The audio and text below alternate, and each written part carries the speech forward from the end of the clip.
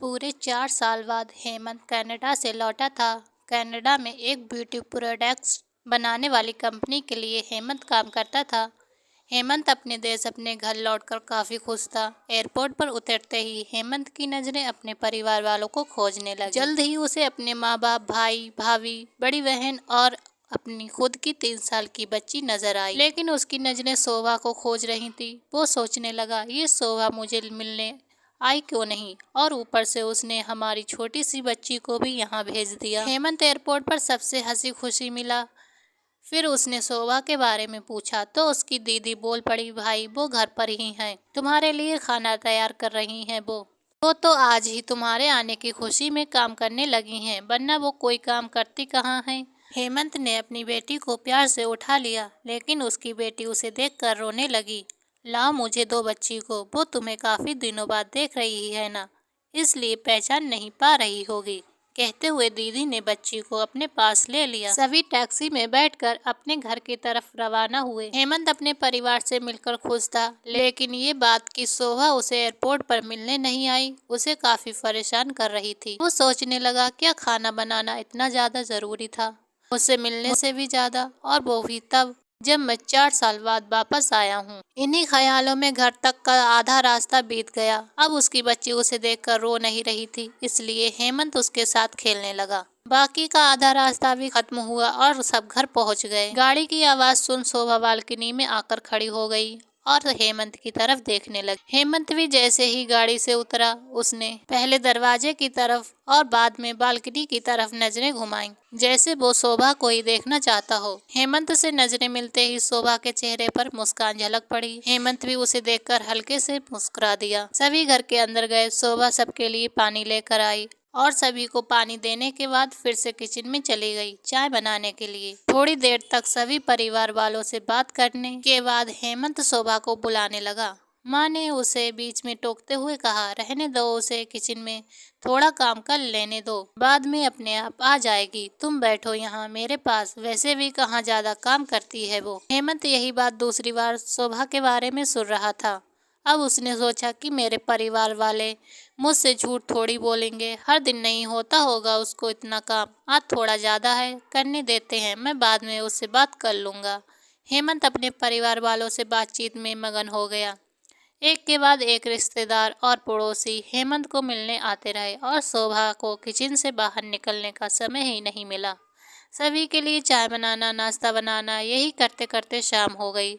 शाम होते ही अकेली शोभा इस बड़े से परिवार का खाना बनाने में जुट गई। 2 घंटे बाद सभी परिवार वाले खाना खाने के लिए डाइनिंग टेबल पर बैठे थे, सिवाय शोभा के। हेमंत चाहता था कि शोभा भी उसके साथ बैठकर खाना खाए, लेकिन फिर माँ ने कहा, अगर वो भी खाना खाने बैठ जाएगी तो सबको परोसेगा कौन। सभी के खाना खाने के बाद शोभा ने अकेले में खाना खाया। रात को सोने के वक्त हेमंत और शोभा अच्छे से मिल पाए।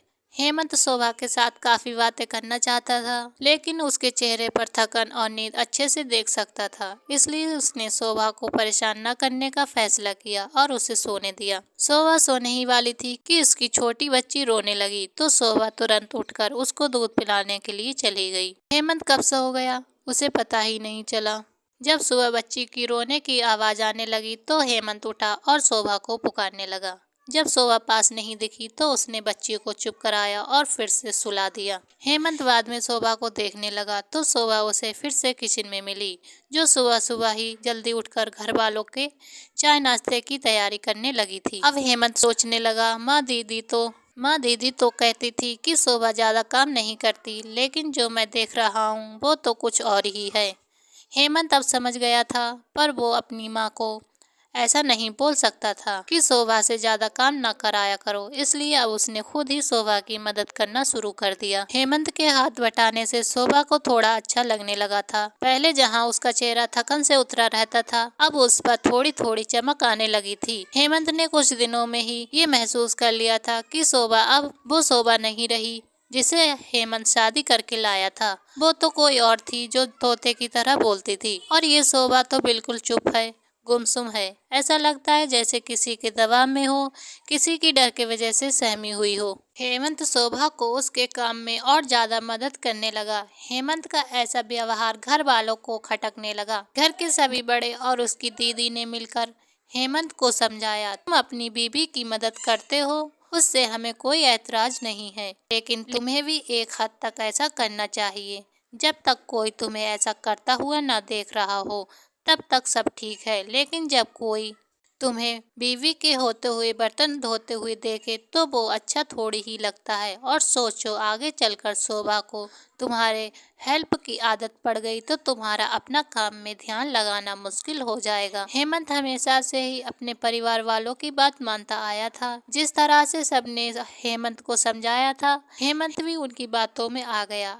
अब हेमंत भी शोभा की मदद करने से कतराता था। कभी कभार वो बच्ची के लिए दूध गर्म कर लिया करता, उससे ज्यादा कुछ नहीं। घर वालों ने हेमंत को विदेश जाने से मना कर दिया और कहा कि यहीं पर कुछ काम कर लो। हेमंत ने अब घर से ही ब्यूटी प्रोडक्ट ऑनलाइन बेचना शुरू कर दिया। उसका परिवार भी बढ़ गया। अब उसे 2 बेटियां और 1 बेटा था। दोनों बेटियां स्कूल जाने लगी थीं, लेकिन बेटा अभी भी छोटा था। जितना हेमंत कमाता था उतना सबके लिए काफी न था। काफी सोच विचार करने के बाद हेमंत ये फैसला किया कि अब वो शोभा के साथ शहर में जाकर रहेगा, जहाँ पर शोभा भी काम कर पाएगी और वो घर से ही अपने ब्यूटी प्रोडक्ट बेचना शुरू रखेगा। इस तरह से वे अपने पैसों की तंगी को पूरा करेंगे। परिवार वालों ने भी हेमंत को इजाजत दे दी। हेमंत चाहता था कि माँ भी उसके साथ रहे, लेकिन माँ को शहर में आना मंजूर न था। माँ बड़े भाई के साथ रहने लगी। शहर में जब शोभा नौकरी करती और अश्विन घर से ही ऑनलाइन अपने प्रोडक्ट बेचता। कई साल ऐसे ही बीत गए। शोभा घर का काम और बाद में बाहर का काम करके पहले से ज्यादा थकी थकी रहने लगी। परिवार वालों की हेमंत के दिमाग में डाली गई बातें अभी भी उस पर असर करती थी। यहाँ भी शोभा का हाथ न बटाया करता था। हेमंत अब दिन रात अपने प्रोडक्ट बेचने में ही मसरूफ रहता। कभार शोभा उससे कहती कि मुझे अच्छा नहीं महसूस हो रहा है, मुझे डॉक्टर के पास ले चलो। वो हाँ कह देता, लेकिन अपने काम में इतना खो जाता कि उसे कभी डॉक्टर के पास लेकर ही नहीं जाता। शोभा तो बीमार थी, लेकिन एक बार हेमंत बहुत ज्यादा बीमार हो गया। इतना बीमार हो गया कि उसे अस्पताल में भर्ती करवाना पड़ा।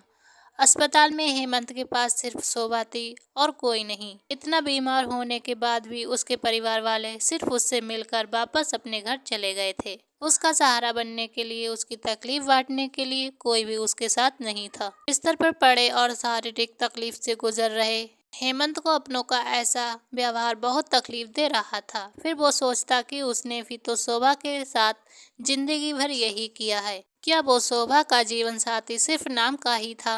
जब साथ देने की बारी आती थी तो उसने दूसरों के बहकावे में आकर उससे किनारा कर लिया था। यहाँ तक कि शोभा के खुद अपने मुंह से कहने के बाद भी उसकी तकलीफ को वो नजरअंदाज करता आया था। हेमंत को अब अपना दर्द शोभा के दर्द के आगे मामूली सा लगने लगा। उसके दर्द को न बांटकर उसने बहुत बड़ा गुनाह किया हो, ऐसा उसे लगने लगा। पश्चाताप के आंसू हेमंत की आंखों से बहने लगे। उसने अपनी सारी गलतियों और गुनाहों के लिए शोभा से माफी मांगी। दोस्तों, जीवन साथी का मतलब होता है जीवन के हर उतार चढ़ाव में, जीवन के हर मोड़ में जो साथ दे।